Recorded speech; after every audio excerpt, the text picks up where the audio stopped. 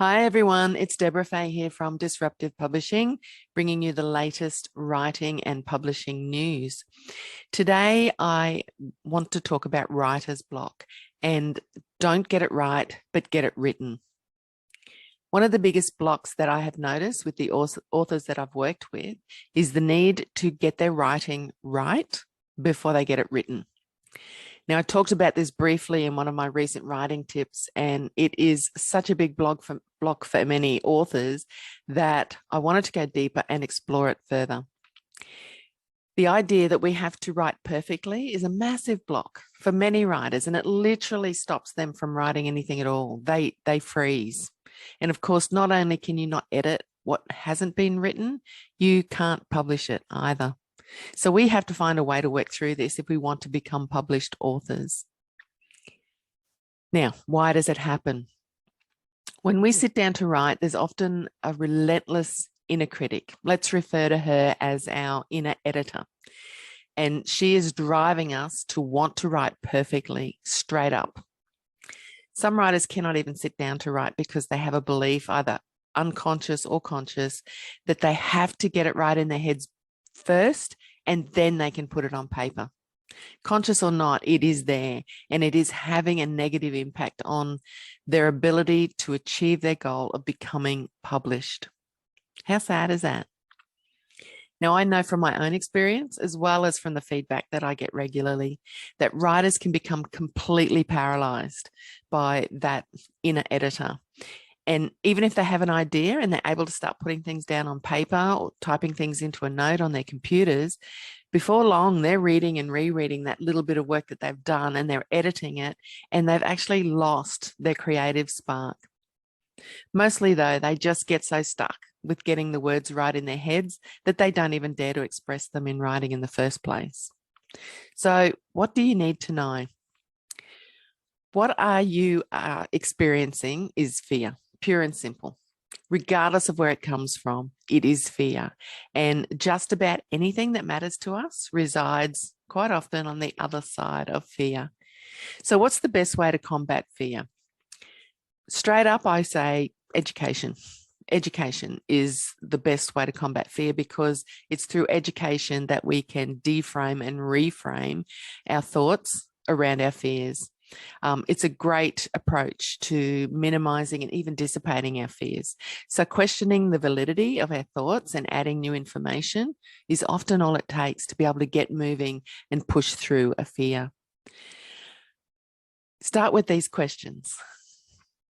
Do I really have to get the words right in my head before I can put them on paper? Well, no, you don't. It's that simple. Who's going to know if I write something perfectly the first time? Only you. And you can get rid of anything you write or change it if you don't like it. What is the worst thing that can happen if I don't get it right straight up? I'm going to let you answer this one for yourself. I think you'll find that you've been telling yourself some interesting stories, and you might even like to share them with us at some point. And finally, what do I need to know that will help make it easier for me to move beyond this fear? I'm going to let you answer this for yourself too, because the answer will be different for each of you. But I will give you some new ways of viewing writing that might help you to see it from a different perspective. Writing is just another form of communication, and communicating effectively does take practice. Writing is like a bridge that joins one mind to another. There's no one way to build a bridge. Writing is a process of exploration, and it's an expression of who someone really is. Writing is like painting a picture using words. There are many different ways to describe something that are neither right nor wrong. Writing is a means to an end. Every author needs an editor, and it is easier to edit bad writing than to edit nothing at all. And finally, keep your eyes on your goal. It can pull you through any uncomfortable moments. And here's some perspective from some famous authors. A professional writer is an amateur who didn't quit, Richard Bach. It's none of their business that you have to learn how to write Let them think you were born that way. Ernest Hemingway. There is no greater agony than bearing an untold story inside of you. Maya Angelou. So what do you need to do now? The first thing is, in my opinion, you need to give yourself permission to get it wrong.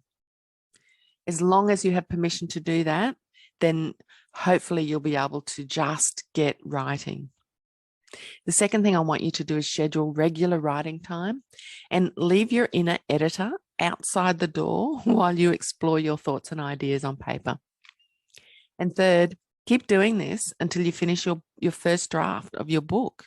Just keep showing up. If this has been helpful to you, please send me an email and let me know. I would love to hear from you. If you want to get started with your writing and you'd like some guidance, please download our free ebook, The 7 Things an Author Must Know About Writing and Publishing a Book Before They Take the Plunge. And if you would like further support, join us in the Authorpreneurs Bootcamp. It's a great community where we show you everything that you need to know to be able to write and publish your own book. That's it for this week. Take care, and I will be back next week with another blog.